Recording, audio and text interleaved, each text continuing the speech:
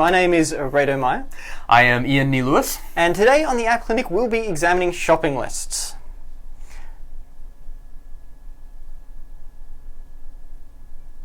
Woohoo! Gotta love that intro. All right, each week on the App Clinic we take a look at apps within a particular category and we give them a technical review. Our focus is on helping developers build better apps, so we'll be interspersing our commentary with some technical advice, including some code snippets. Now the hope is that those of you who are watching, as well as the developers whose apps we're reviewing, will learn a few tips and tricks and best practices for creating apps that'll delight your users. We're all about the delight here. So this week, like I said, we're looking at shopping apps.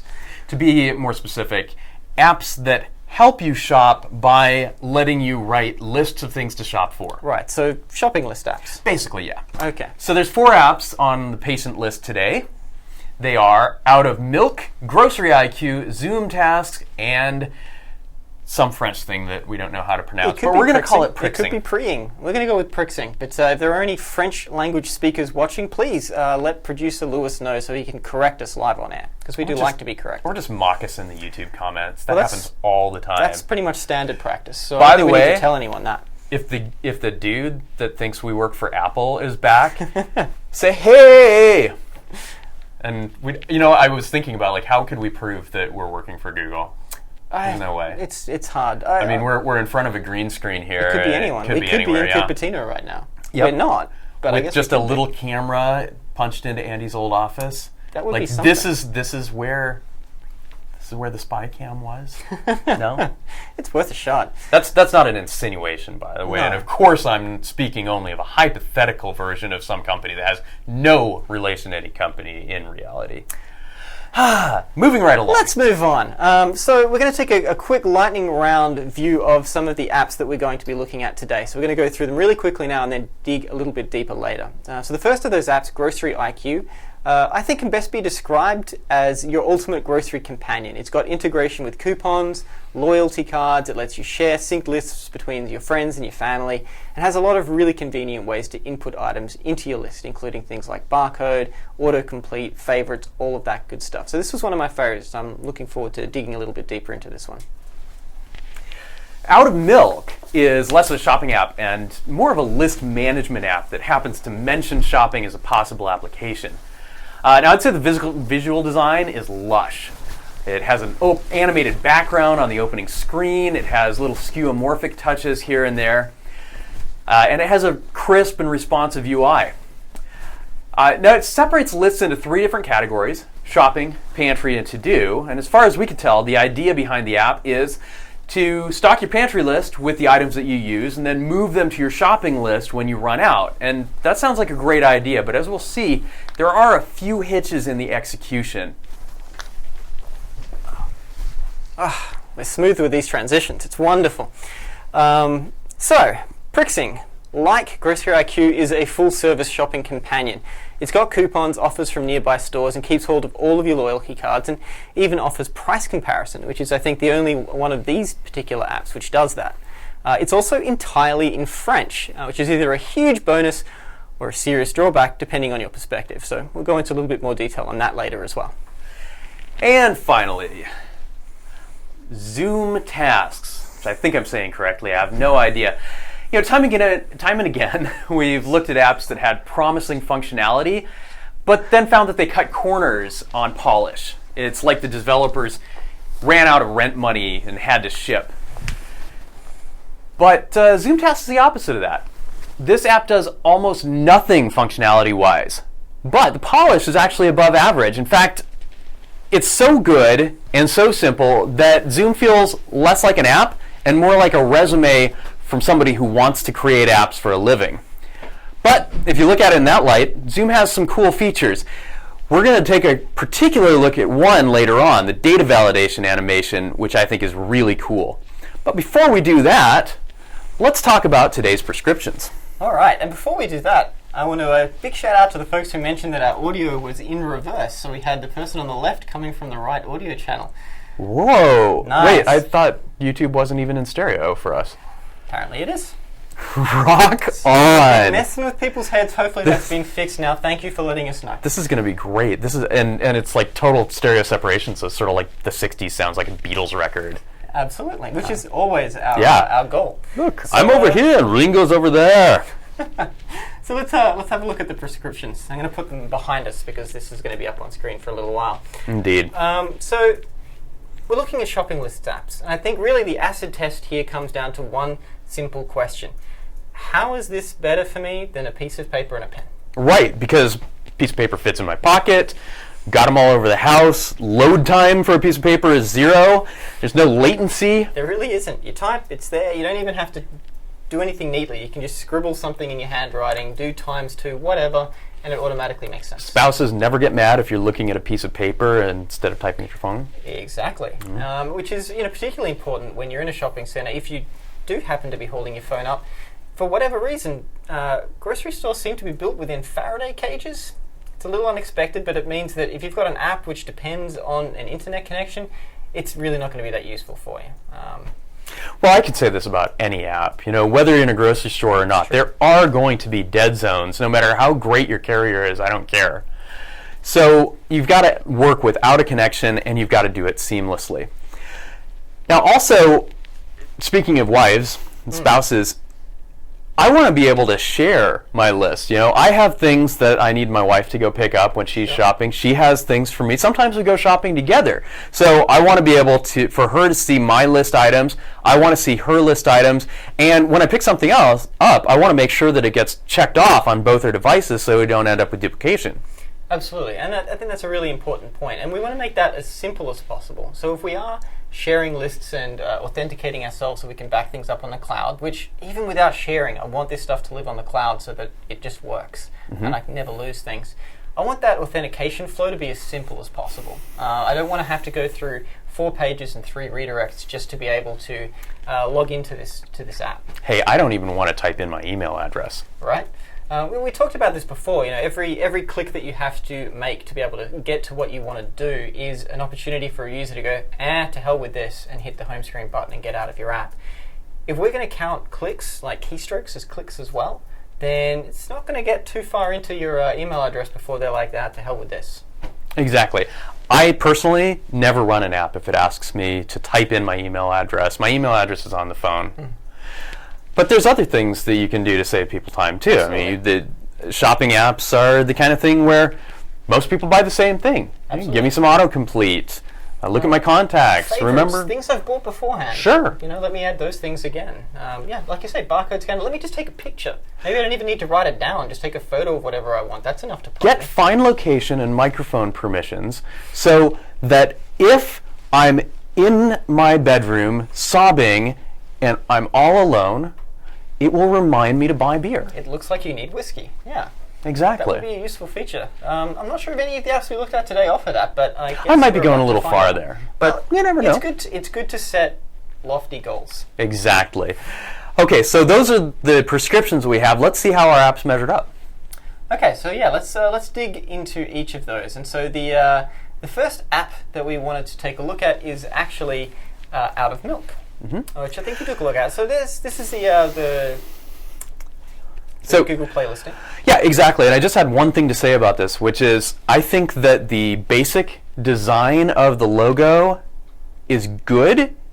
It's fun. It gets the point across. But that little to-do list on their feature graphic is probably twice as big as it needs to be, and their logo is half as big. Those should really be rejiggered some. But let's not spend too much time on that. Let's bring up the app on our giant fake phone. Oh, why isn't the giant fake phone coming up? What? Very disappointed, Ian. What happened? I'm not sure. Try unplugging it and replugging it back in. That always works. The big reveal for the giant phone. Okay. It's interesting. I'm seeing no lights on the giant phone controller, so I'm going to duck out of sight, try and figure out why that is.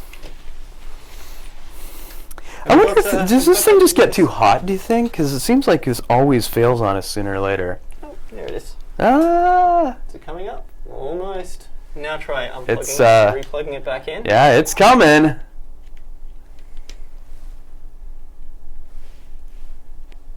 Oh, giant fake photo. Well, this is a really good time to remind our audience that we are doing this live. That is why we have an excuse for this sort of nonsense. But since we're doing it live, we'd be happy to take your feedback. Producer Lewis is watching the YouTube comment stream. I think he's also taking a look at our G+ page. So if you want to get in touch with us and give some questions, comments, anything you'd like us to talk about that we're not already talking about, we'll see if we can squeeze you in. We have been told that, Ian, you're a little loud, so we probably need to fix that on the That mixer. always happens. All right, so we're going to try and make Ian a little bit quieter. And I'm also going to try and restart Wirecast real quick.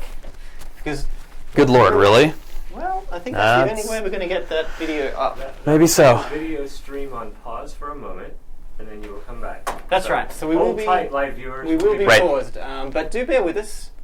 Don't all run away, and we will be back in just one brief moment. Here it goes. Yeah, well, we're still seeing the black. We are still seeing the black. I think we're back now. So thank you for your patience, those of you who are still around. Frustratingly, we still don't seem to have any actual video. We had it there for a second. Yeah, it was working great. And now, Oh, hey! All we have to right. give up for all time. Indeed. Okay. Thank you for your patience, everyone. We it says that it's broadcasting. And we're live, yes. Okay. All right. We're going to do this baby weatherman style. What? Nice. Happened? All right. If you're still watching, the reason we're looking confused is Reto tripped over a cable. Just the monitor. It's okay. What can go wrong? Just the monitor. Yeah. Okay. So are we still going? Yeah, absolutely. Cool. We're just wasting time. But in Excellent. other ways, behaving entirely as expected. Well, thank God we had an excellent rehearsal. Yes, that's But a right. full dress rehearsal for this Absolutely session. That's nothing went wrong. exactly why everything is better. I really feel the preparation and the way in which it's really come together here. Absolutely. Well, I think the human element is better. It's the technology that lets us down. You know why? Computers can't rehearse. That's right. All right. Perfect. So I'm Okay. too quiet now. So, Reto, you want to drive out a milk so I can be Mr. Weatherman? I would love to. Now, one thing that we did in rehearsal, actually, that we can't see see what I did there? I'm going to call it rehearsal. Yeah. So one thing we did earlier that we won't be able to reproduce is the entry experience in Out of Milk is a significant amount of time. It goes through a, I think, 9 or 10 page tutorial, which it would have been nice to be able to skip. Now, the other thing that Out of Milk does, it asks for me to sign in. Oh, there we go. Yeah, so it's this thing. So there's no obvious way to get past this other than scrolling through the whole. Right, exactly. And then it asks me to sign in. Now, it gives me the ability to sign in with Google and with Facebook. A couple of issues there. First, I would like to sign in with whoever, honestly. But I realize that, standards being what they are or not, that's not necessarily possible. So it's great that we have Google and Facebook as options. The only problem is if I try to sign in with Google, it takes me to a web page, a web view, which I think we don't have because we're in one of those Faraday cages. Exactly. Who knew you could buy groceries here? It's incredible. Yeah. The problem is... There we are. Oh, there we go. The problem is now I've got to fill this out, and unless I completely trust this app, I shouldn't.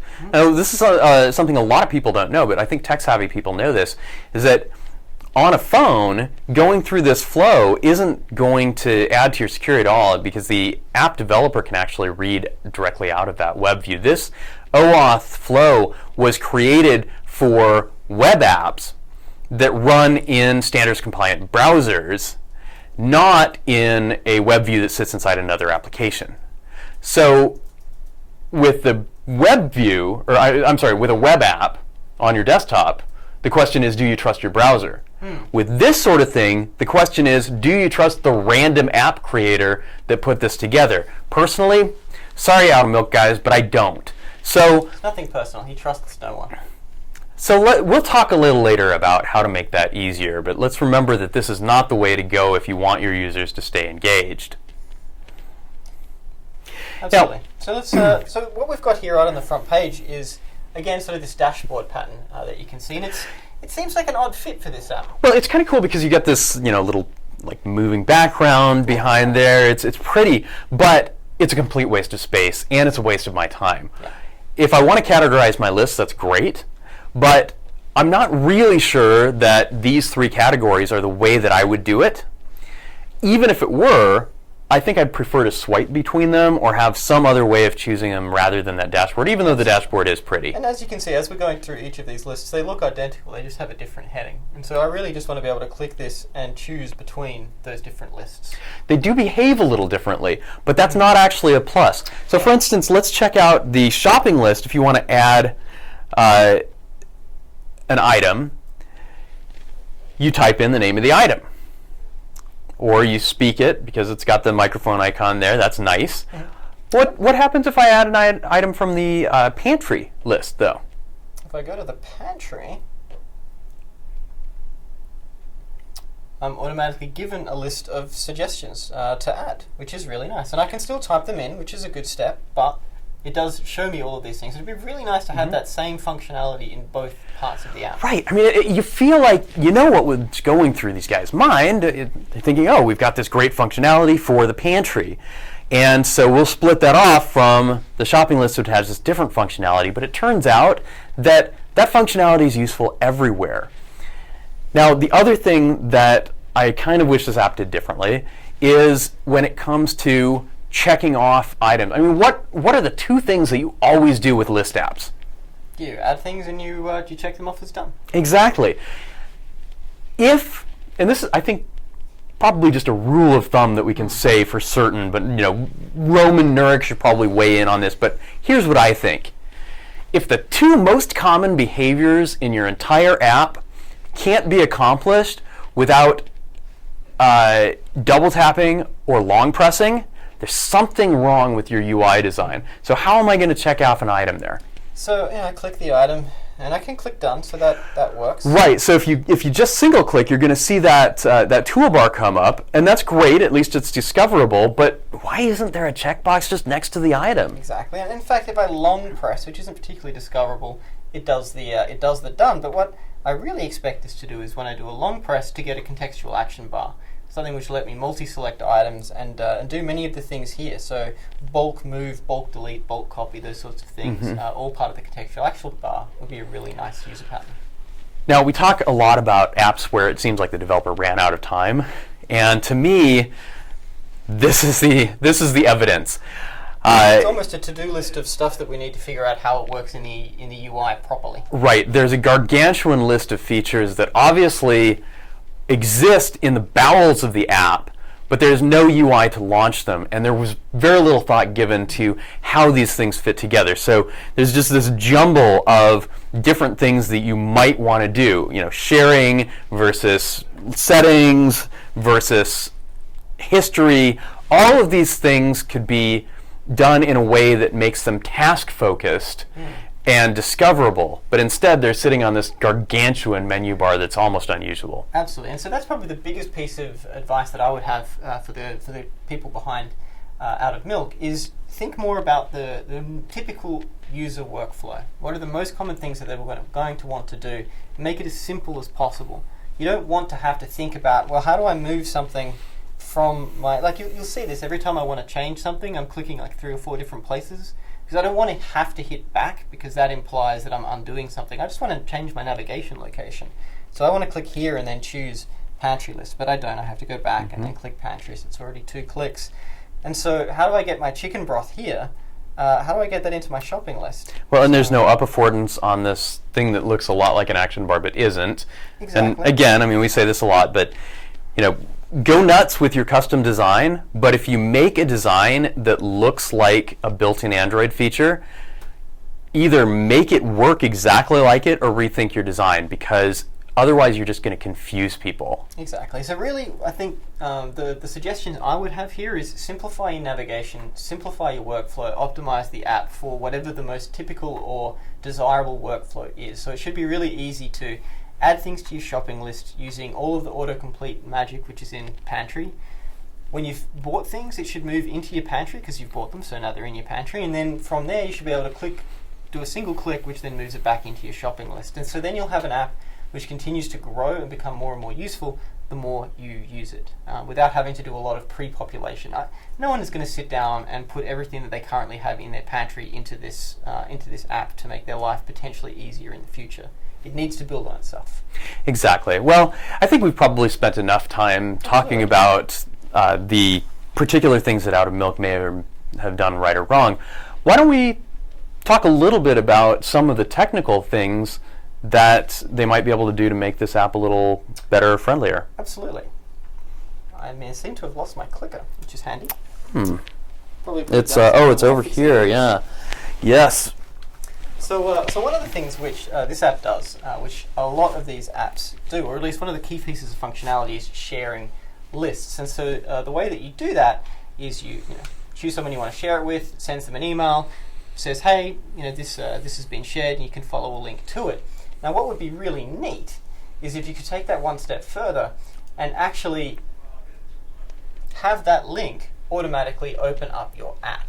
Exactly, and it doesn't even have to be email. This is any web link. That's right. That I want to have do something in my app, That's right? So if you're browsing the website associated with this, or someone, if your wife tweets you the link because that's just how she rolls, sure, you want that all to work. And you so got your Bitly link or whatever. Yeah, precisely. Sure. Right. So what you want to do is you can actually intercept any URL that's clicked within an application by registering an intent filter against the activity that wants to react to it. And so what happens then is whenever that URL is clicked within a web view, browser, text view, anything really, it's going to launch a new view intent, and the URL associated with that click action is going to be included as a data parameter. And so if you can create an intent filter like this one, and you can see here that it's specifying the host, the protocol type, the scheme I should say, and the path. So this is really important. So here we're going to say we're going to intercept links for my website, but not everything. I still want people to be able to view my website on the device, but if they click on a shared shopping list, then that's something that my app can handle. And so you can do something really clever with this, in that you can have your actual website redirect to Google Play or to a please download my app type link. So if the app is installed, you can view the shared list straight away. If it isn't, then you can encourage people to install the app. So if the app's installed, it'll just eat that link because it fit that particular form of my website or the app's website. Exactly. But if the app's not installed, then it's going to cruise right past and into the web browser or whatever you have set up to handle generic links. Precisely. And in fact, the user is going to be prompted with the opportunity to either use your app to launch, to fulfill that link, or to view it in the browser. So the option is still there. This is something that YouTube does. It's something that the Google Maps does, all to try and create that magical experience. Now, I have to admit, the first thing that came into my head when I heard you talking about this is, well, what if I just intercept my Google Play link? Well, that's interesting. So why would you want to do that? Well, maybe I don't want to set up a server. I don't want to set up a redirect. Maybe I don't have the ability to do that. Well, see, that would be the challenge, because you're wanting to intercept a link using an app that isn't installed. Indeed. So but that's the whole point, though, right? If the app is not installed, it'll go to Google Play. If it is installed, so if someone tries to follow a link to your app on the yes. device when your app is installed, you want it to open your app instead of... Well, I'm not saying me, but a friend of mine asked. A guy you know. Yeah, I guess you could do that. I'm not entirely sure what the use case would be for it, but... Yeah. We actually have had that question go through tech support. There you go. So yeah, I guess that's interesting. So it's probably better to put a redirect in because you want to have some control over what you're doing, and you definitely don't want to be in the position where users can't get to your Play link to update or to see reviews or whatever, or God forbid you mess it up and end up hijacking Play for everybody. So yeah, that's not I bring it up as a counter example, but some really interesting things you can do with this. Totally. So let's have a look. So one of the I think there was another technical tip that you wanted to provide. Well, actually, I was thinking about how much I hate typing in my email address, and there hasn't really been a wonderful way heretofore to fix that. But we just recently released something called Google Play Services. Nice. And it turns out that the Google Play Services API, which is an extra in the Android SDK, just like billing or licensing or these other things that you add on, has a way to register and essentially federate accounts without having to write a bunch of code, without having to deal with OAuth, and importantly, without having to request extra permissions. Nice. So what you want to do is, same thing I did, which is check out this link. It's the Google Developers link. That's where the Google Play Services live, because it's a Google API. It's not an Android API. But it's a really nice add-on, and you're more or less guaranteed to have it on the system if you have Froyo or above and a recent version of Market. Now, it's not exactly that easy, but it's really close. This is a backwards compatible library. You don't have to update the phone. There's no OTA involved. As long as you read the documentation, you'll understand how to use it. So what can you do with this? Well, let's take a look at this code. First thing that you often want to do is get the user's account so that you can figure out who this user is. So Google Play Services has a nice convenience method to help you do that. And this works back to Froyo. Now, we did add a similar convenience method to the framework in ICS, but this is backwards compatible. So you just launch this intent, and it will launch the picker dialog for accounts. And you can say which type of accounts you want. In this case, com.google is the name of the account. And that'll bring you back a string that, in fact, I think it's on the next slide. We'll use that string in an on-activity result. The string will be an identifier for the account. Now, you'll probably notice immediately that the identifier for Google accounts is actually your Gmail address, but you can't count on that. That's not at all required, and it very well may change in the future. So what you really want is an ID that you can associate with this user to tell you two things. First, they are who they say they are, in the sense that it's really them saying, sure, use my account. And second, you have some sort of ID that you can use to federate. You have an ID that you can store in your database, so it's not going to change. And every time you see that ID come from an Android device, you know, oh yeah, that's this key in my database. So the way you do that, in this example, is use the user profile API. Now this is actually, I think it's an OpenID leftover, actually. Okay. But you don't need to know anything about OpenID to use it. All you do is specify the OAuth scope, which I actually had to do a little digging for, so I made sure and put it in this slide. It's OAuth colon blah blah blah blah blah, and ended up with user.profile. Now, once you've got the scope, you send it to Google Google Play Services, and it will try to acquire you a token. There's two things that can happen at this point. You either get a token, or you get a response back that says, sorry, you can't have a token, but here's why, and here's the way to fix it. Because usually the reason you don't have a token is because the user hasn't actually authorized you to look at their information. So if you launch that intent, what you'll get is a very nice little dialog that essentially says, this app wants to look at your basic profile data. Do you want to allow them? And as long as the user clicks through and says yes, then you'll get a token back that you can use to make web service calls to this API. Now, if you're like me, the first time you get into calling web services, it feels a little tricky. Yeah, sure. Yeah. Fortunately, with this API, it couldn't be easier. Let's take a look at the next piece of code.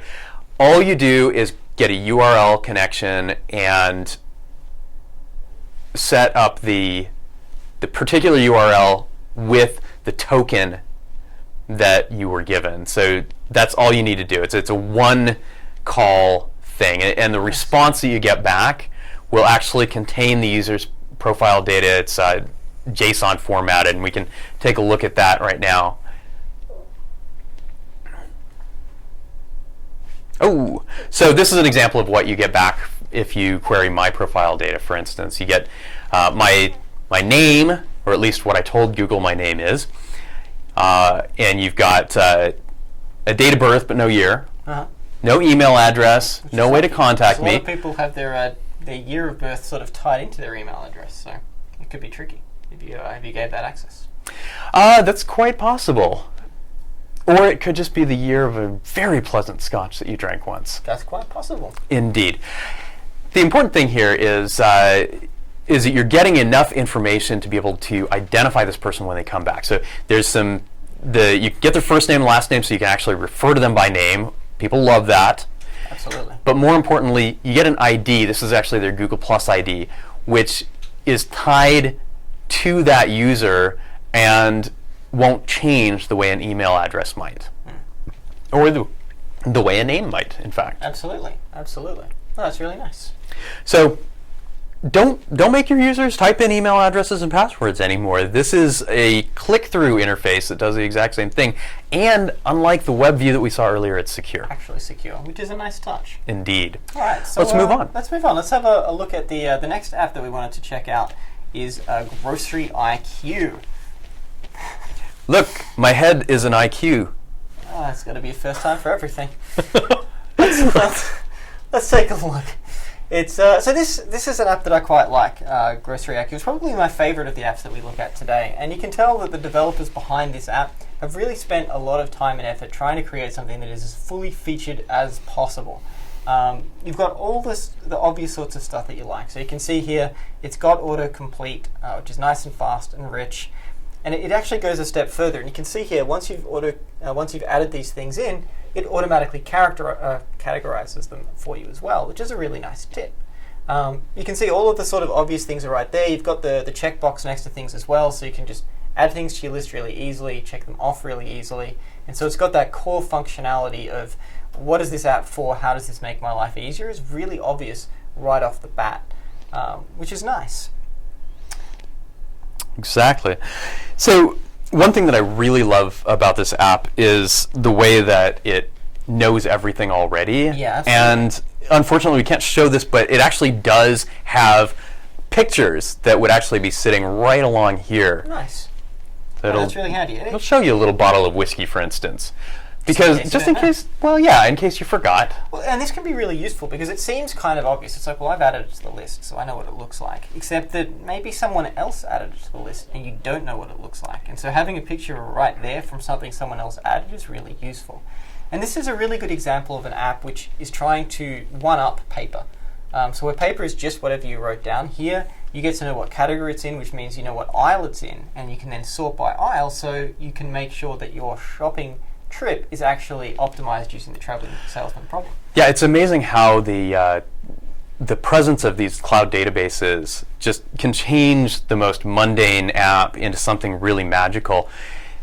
I don't think there's a worldwide database, and I certainly couldn't find a lot of my favorite things in this particular app, but I can see that if I'm in the right location, it's really, really handy because not only does it know the sorts of things that might be available, it also knows what they cost and can compute the tax for me. So it can do a lot of mundane tasks without me even thinking about it. I love that. Absolutely, and I think that's what this app does really, really well, is it has thought about this workflow. And so the first time I use it, it's instantly useful, and it's already adding things to my list which I wouldn't have thought of. So all of the data that it pulls down from the web around the products that I'm adding is instantly useful. Pictures, cost, categories, all of those things are great. And what I really like is that they've gone that extra step. So by default, it's just going to go to your grocery store. But you can actually add your own shops. And so if there's a Whole Foods and a Safeway near my place that I shop at, you can then add the aisles that they have and reorder them. That's right. I found that by pressing on grocery store. I had a little shower on there. But what was disappointing is once I started looking at a list that has just two options, any store or grocery store, and thinking, wow, it would be nice to add another store to this, then I didn't know how. Yeah. It seems like they missed a golden opportunity here to make the app flow even more magical by looking at this and saying, well, if a user sees an incomplete list, what are they going to want to do? Add something to it. So why put that anywhere else? Why put that functionality somewhere else? It would be nice to see this working in the same way that the account manager works. So you can choose between your accounts or you can add one if it's not there. And it helps you to understand the functionality that this app provides, and there's a lot of it, and so trying to put that front and center and easy to sort of expand your use of the app is I think a real benefit. It does a lot of clever things, like when you have checked out, so once you've physically remove everything from the list, add it to your history, making it easier for you to then add things back for future lists. Adding favorites is really simple, but this is something that you actually pointed out to me, Ian, is the favorites handling could be a little bit sensibler, if that's a word. I love that word. Let's use it. That's a word. Yeah, well, like you pointed out, the favorites tab here already has a star on it. Why don't I just see that star in the list here? Exactly, and in fact, if you look at that list, then there may be a golden opportunity here, because we have these carrots over on the side here, which are kind of meaningless in an Android world, at least today. I think it makes sense if you're on an OS where you're guaranteed to get a right-to-left sliding animation when you move from a list item to a detail. But that's not what Android does. It has a zoom animation. Yeah. You can do like a funky kind of vortex zoom icon. Right, but we wouldn't do that because we're not insane. Yeah, particularly because, and this is the important thing, is that the animation between activities isn't guaranteed. It can be changed by OEMs, by different platform versions, and so you don't want to make any assumptions as to what screen animation is going to happen when you click something on the screen.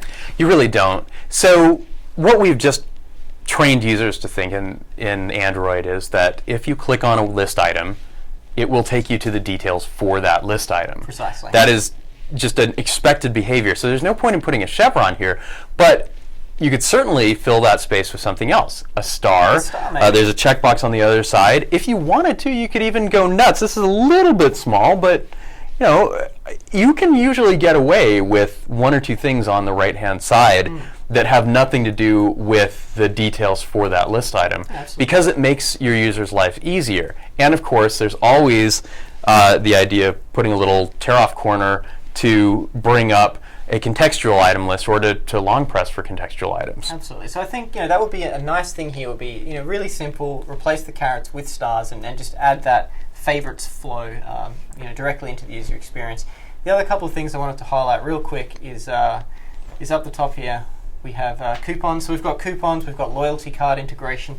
It's basically everything that you could want, and it's really an app that's really spent a lot of time thinking about what is it that you want a replacement shopping list piece of paper to do to really enrich that experience and make it something that you can justify using instead of just writing it down. And like you said, it really builds on itself. It's useful the moment it loads, and as I want more functionality, it's relatively easy to find. So even though the design of this app is fairly dated, and you can tell that the buttons come from the Froyo era, and the tab bar hasn't really been used in a while, and we could probably do a view pager and some other nice things, doesn't matter. The core design, the flow of the application has been really well thought out to make it easy for users to get the most out of it. Although I did need to point out, and this is just for that one dude that was on our YouTube page earlier, this is a menu button of shame.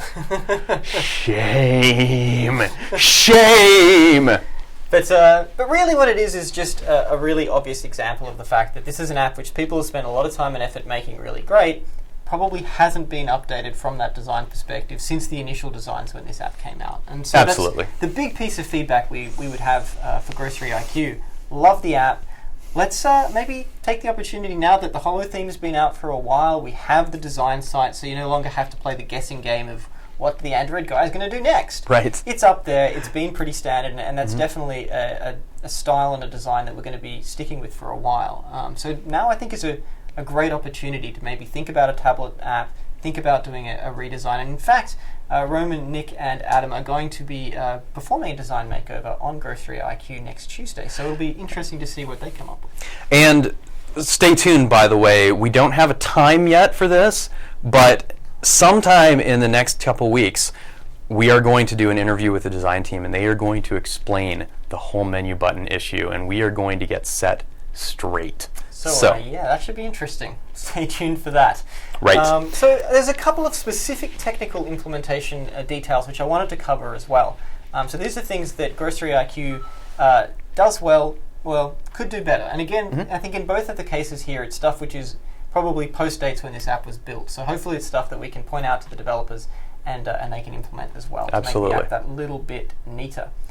So the first is around the way that the app sends updates. So Okay. right now, there is a menu option that you can select to say how often you want it to poll the servers to check to see Whoa, whether whoa, whoa! Did you say poll the servers? Yeah. And you've seen the problem right there, right? Yeah, yeah. Hey, 1985 called. They want their data update method back.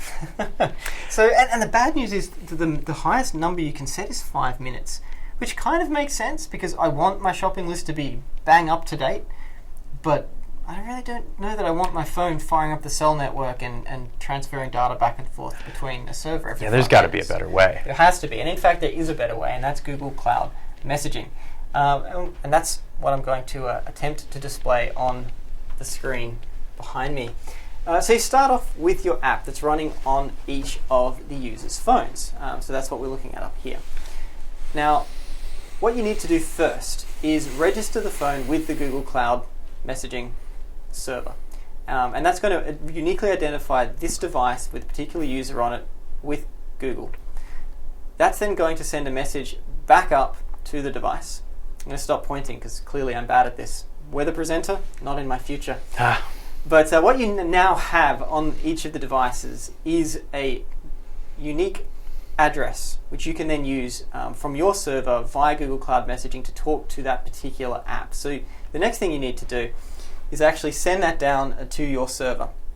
And now what your server has, hopefully, is a hash of the username or user identifier that has logged into that particular phone and that phone combined. And now you have an address that you can send messages using. So you're basically all set to go. So what happens now is a user using their tablet at home makes a change to a shopping list. You send that down to your server. Your server goes, oh, okay, yep, updated the lists. Now I need everyone who has access to this shared list to see what the changes are. So it is now going to send a message to the Google Cloud Messaging to each of those apps using the addresses which you've got registered with it. Google Cloud Messaging is then going to send that to each of the devices which are going to get pinged. Using an intent receiver, they're going to go, oh, okay, look, I have changes to this. So they then have the option to ping the server and ask for those specific updates, or if it's a small enough change, you can actually package it in the payload of the message that you're going to send. Look, Ian's in the cloud. So that's basically how it works, and so you don't ever have to do polling. You're basically just updating the server, and the server is directly transmitting that information to each of the devices which need to be updated. Yay. Okay, so that's a great tip, and it's something that you should really check into because it doesn't really cost you anything. No. It's entirely cost-free, but it does save your device, your user's devices, a lot of battery life, and actually means that the latency between changes is reduced as well. So it's kind of win-win. Exactly. Now, of course, this isn't magic. I mean, it's not like we don't have a way to just phone up that device. There still is polling involved, but the important thing is that all of the messages are sent in one batch instead of each app making its own network connection and possibly screwing up the network connection using not only bandwidth but battery and CPU time as well. Exactly. Okay, so there was another tip as well which I wanted to point out, and that is about how to share those contact lists. So at the moment you hit share this list and it will pop up a dialog asking for an email address, which is reasonable. But I don't memorize email addresses anymore. No, You know what? I don't memorize anything. Yeah, phone numbers, email, I don't, because it's all in my Gmail or my Google+. And all of that's synced to my phone, so every way I have to contact with someone is already in the phone. So I kind of resent having to type something that already exists. Yeah. So rather than asking users to copy and paste email addresses, you can use a contact picker, so they can choose a contact from the existing contact list.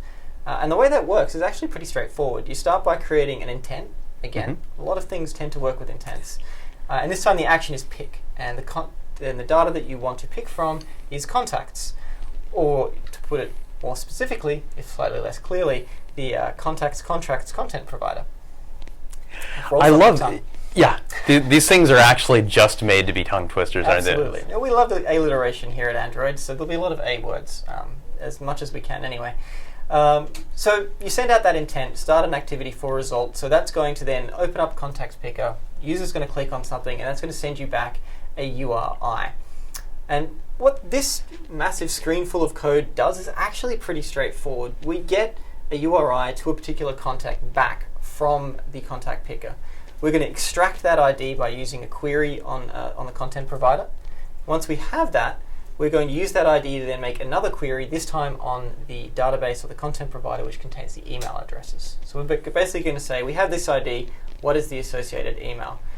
And that's what you see here, is that last part of actually pulling out the email address from the query result of that cursor. So once you've done that, you've got the email address, it's good form to then just pop that into the edit text, make sure the user can confirm it, modify it if necessary, before you go and send off the email. Cool. So it's a fairly straightforward process, and I think something which really makes life a lot easier. And in fact, you can possibly even go a step further here, which is, well, you have the email address, and if you're logging people in using their email addresses, then maybe you don't need to send them an email. If they already have an account, maybe you can just send a notification direct to their phone. Exactly. Maybe you could do both. Maybe you could do both. Exactly. So let's have a look. So let's move on to the next app, which was Zoum Tools. Exactly. So Zoum Tasks has a gorgeous feature graphic. Absolutely. And really nice design. And honestly, it does almost nothing. It's it's a bare bones task app. It doesn't seem. It's a beautiful looking app which has all of the marketing stuff done perfectly. It's really an example of exactly what you should do to make sure that your app is likely to be downloaded. Actually, absolutely. There's a ton of stuff that we could talk about, starting with where they got that check mark. I don't think we should even show that. Probably not. We're going to end up in a sweatshop in Southeast Asia somewhere. But what I did want to point out is what happens when you fill out a form incorrectly. Obviously, you never want to punish your user for doing something, but there are certain cases where you have to do data validation. You know that there's probably something wrong when you've tried to add a task without a name, for instance. Well, that's the example they chose. Exactly. So I'm going to hit OK here, but I haven't put in a task title, and if you see that, it's wiggling. It's wiggling. Exactly. Check it out. I love it. It's going, no.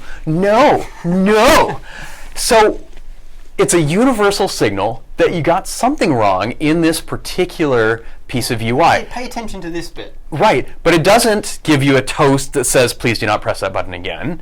It doesn't give you a dialogue that says, you screwed up, press OK to accept this and move on with your life. Instead, it just gives you a little nudge to say, something maybe a little off here. Look at this. Right. Yeah, absolutely. This isn't the only way you could do it. I mean, you could turn the field red, you could put a little exclamation point next to it. The point is that you want your data validation to be A, unintrusive, and B, specific. People should not have to read your text in order to figure out what they did wrong. This is beautiful because I could use this even if I didn't speak English. Yeah. So I love this feature, and I really like the way that they've implemented this particular little shake. It's buttery, it's nice, and it just gets the job done. Absolutely. And that's, I think, kind of the resounding theme for this app is that it's designed really well, it's simple, it's got those nice little bits of polish, but almost ironically, or certainly different from our usual expectations, the polish is there, the functionality isn't. Now, in fairness, we are comparing it in a category up against apps that are designed to optimize the shopping experience rather than specifically to-do lists, which this is really more an example of. But even still, if you look at an apps like Tasks from Tasks team, they kind of do a neater job. Apart from anything else, this doesn't synchronize to a service anywhere. So if it's the only place that I can get to it is on my device. If my device gets flashed, this is gone forever. Yep. And that kind of sucks. Yeah, that gets old. Okay, so I don't think we want to talk about Zoum Tasks anymore, and we are just about out of time if we were going by real world time as opposed to the fake time that we use when we screw stuff up in the middle of the show. That's right, and then that time doesn't count. No, it does not. But let's have a look. So one of the, I think the last app that we wanted to look at was Prixing, or Prixing, depending on how you choose to mispronounce a French word. And the thing about this app, the defining feature of this app is that it is entirely in French. Right. which is fine. There's certainly no problem with that, except that we don't speak French. No, so it's That makes difficult it a for bit of a us challenge to. for us to fairly sort of evaluate it, and so we won't really go into much detail. I will say that I wanted to use it because Yes, it's a beautiful looking app. really, really pretty. They've used pictures everywhere that it makes sense. There isn't any boring text. It's laid out like a magazine. I really, really like it. It makes you want to go shopping. Exactly. The only concern that I have is as I tap on some of these beautiful pictures, it's taking me to web views. It's taking me out of the app. So I do question any app that launches a web view makes me think, well, maybe this app isn't actually all that functional. Yeah, it gets when it takes me suspicious out as to the why am I internet. having to go to the browser or to a web view to do that functionality? Again, it's Right. hard to be entirely fair without knowing exactly what we're pressing. It may say, click here to view this on a web page, but That's quite true. That might be right. This particular style of picture might be the universal I'm a web page picture in Exactly. certain French-speaking areas of the world. We have no idea. yeah. So it looks like a really fully featured app. Certainly the reviews that it gets on Google Play are very encouraging. It is a beautiful looking app. It's got things like coupons and loyalty cards and all the sorts of stuff that we saw in Grocery IQ and Out of Milk. But unfortunately, we can't really review it because we don't speak the language. Now that does actually bring up two kind of important points. And one is that I should kind of be able to use an app like this without being able to speak the language which it's written in. Possibly, yeah. It may be a stretch, but here I wasn't able to get very far at all before just going, I don't know what to do. I can't believe you don't even have like French-speaking friends, though. I probably, I mean, yeah, it's a shame there's no French. you're not even people American. in the Android team. It would be, No. yeah. Anyway, But so that may be a tip. So and this goes for people writing English language apps as well. See what happens when you translate all of your apps into gibberish, and see whether it's usable. I that's a think fantastic idea. It's yeah. kind of a really good way to see how does the flow work. What are the UX fuzz testing, basically. exactly? Yeah, it's like, well, if you put this in front of someone and they don't know what the words are, can they still figure it out? What are the buttons they're pressing by default? Because whatever flow they do instinctively, you want to be the right flow, and so you want the words to just back up what they intuitively feel like they should be doing. And the other tip, of course, is maybe consider an English translation. Right? There's a lot of English speakers. It's probably one of, if not the largest market in terms of your Android consumers are going to be English speakers. So consider investing in that translation, particularly because Prixing has been around for a while. Really popular, great way to grow your user base. Unless the app's only useful in France or French-speaking places. In which case, it makes a lot of sense to go ahead and just take it out of the English-speaking market. Because remember, anytime that you have your app presented to people who aren't going to be able to use it, whether it's because their phone isn't high-tech enough, or they don't have the right API level, or in this case, they don't speak the language that you do, you're going to get at least some people who are frustrated and give you bad reviews because of that, and you don't deserve that. No, you want to make sure that you are. We encourage people to build apps which are usable by as many different people on as many different devices as possible. If you choose not to, that's fine, but don't encourage negative feedback by offering it to people who aren't going to be able to use it. Exactly. Cool. Well, I think that gets us to the end of our app list. Absolutely. Let's take a look at some of the specific prescriptions that we have for these apps. So these are the things that we would love people to do to take their apps to the next level. Absolutely. I can't wait. Before we do, though, it occurs to me that we haven't checked in with Producer Lewis in a while. Hey, Producer Lewis, how's the YouTube stream going? YouTube stream is going very well. There are questions around Grocery IQ being available in Central Europe. It appears that it is not. Okay. So there are concerns about geographic availability. Mm-hmm. People are very excited to see the code samples. They're encouraged to use the cloud in terms of publishing their apps. Outstanding. So that's very good. Good to hear. There are also some implemented feedback for talking about how you would get prices for items from different stores and put them into the app. Excellent. It's probably unusual that people will do that and shop around, but for those who want to, they would like to be able to add that to apps like Grocery IQ. I think that's a great idea, although that sounds like... Now, I'm sorry, did we mic Producer Lewis? That's what I was no, speaking loudly toward Reto. I hope so. It's just about coming through. Okay, well, just in case. The question, the last question was just around collecting information from different stores, pricing information, things like that. Absolutely, but I think this seems like one of those things where there's a business opportunity. Absolutely. Right? I mean, I could go around to a bunch of stores and collect price information, but what would be even more interesting is if I sent a dozen guys around with, backpack cameras or something, and they collected price information for me, and then I put that in the cloud and monetized it in some way. So, something to think about. Yeah, I think it's an interesting challenge when you're looking at price comparison, especially. For it to be really useful within an app, you want to be able to pull in a real-time feed of prices from all the different competitive supermarkets, particularly if we're talking about groceries. And I'm sure those APIs exist, but probably not in a way that will allow you to do exactly that. There's no Sabre system for groceries? It's probably not what the grocery stores want you to do. No. Have the same list and know exactly which shop to go to. I'll tell you, let me give you a real-world example, though, because as we've discussed on the store, the whole point of going to college and working for Google is that I don't have to count pennies on my grocery bill. So I don't care how much my beer costs, unless it's at that one place that sells the $9.95 beer for $17.95. That seems Those exact. guys ripped me off, man. But I'll tell you what I do count: calories. So, yeah, after working for Google for 3 years, I'm 30 pounds heavier than I was when I started.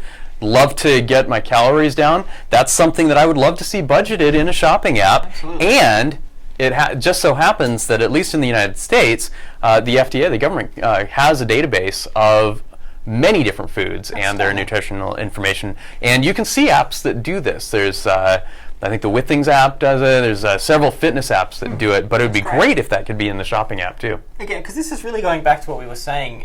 It's really about trying to add as much functionality as you can, which you would have to go to other places. And the beauty of this is you have to create a shopping list. And what we're really talking about here is incentivizing you to do that shopping list in this app. By saying, if you write it down here once, then suddenly we'll be able to give you recipe ideas based on the things that you bought. We'll be able to tell you the caloric intake of the things which were in this list. We can keep track of your international brie buying budget over time to see whether it's trending up or trending down. These are the sorts of things which I think can really add benefit. Exactly. But let's get specific. Go ahead and take let's have a look. We'll step out of the way of out of milk.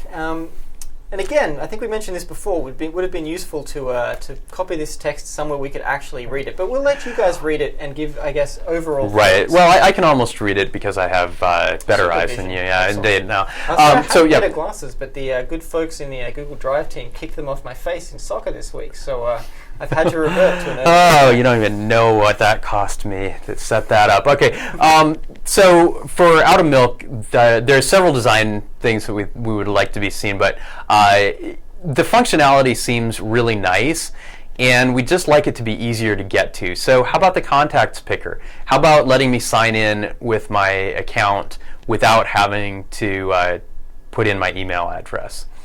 Let's go on then. So the next app was Grocery IQ, and we really, really liked this app. Why did we put this behind the scene? We can put it in front, certainly. Oh, there we go. Okay, great. All right. So, you know what? I can't actually read it. No, you I can't. lied. The thing about Grocery IQ, I think, really what it comes down to, apart from the specific things that we've got there. Oh, look at I'll us. let you read. Oh, I see. So we can actually read. Oh, that's a nice touch. Oh, that's cool. Wheels within wheels. Wow, thanks for this Chromebook, Lewis. So I can't shiny. believe how useful it is. Okay. Really, I think the key thing for me for Grocery IQ is, you've got great designers. They created a really great workflow, user flow for an earlier time in the Android ecosystem. And I'd love to see this app with the same functionality, and the same designers, frankly, but just making it consistent with what we currently expect to see in Android. Yeah, it just needs to be updated. It needs to use Google Cloud Messaging instead of polling. That's really important. And then, as we said with the other apps, a little bit tighter integration in terms of contacts, URLs, and account management would be really welcome. Well, basically, all of the things we're talking about have been relatively recently added to Android. And so I think it literally is a case for this app of something which has been designed, has done really, really well, has the functionality it needs, and now it just needs to have those occasional refreshes to take advantage of the new features that the Android platform has. Move along. So, Zoom Tasks. Keep going. Keep on trucking, buddy. It's beautiful. It's wonderful to see someone who's putting so much thought and effort into the design side. Definitely an inspiration for people in terms of what you should be doing on your Google Play listing in terms of your icon design to create something really compelling. You just need to follow through now and see some more functionality added into the app. You know what's going to happen now? What's going to happen? Roman's going to pick this one for Android design in action, and he's going to prove us wrong. He's going to just tell us how everything should be different. Happily, I've looked into the future, and I happen to know which of the 2 apps that Roman will be reviewing, so it won't be Zoom Tasks. Let's see how... Of course, now that I think about it, Zoom Tasks didn't have any gradients anywhere, so Roman wouldn't care. That's true. Roman probably loves it. He probably does. And the last app we looked at was Prixing. And Prixing, the main problem for us is that we just don't speak this language. I don't know why we reviewed it, not speaking the language. Because we love a challenge. And we just wanted to just sort of flaunt our ignorance. Well, like we need to flaunt it.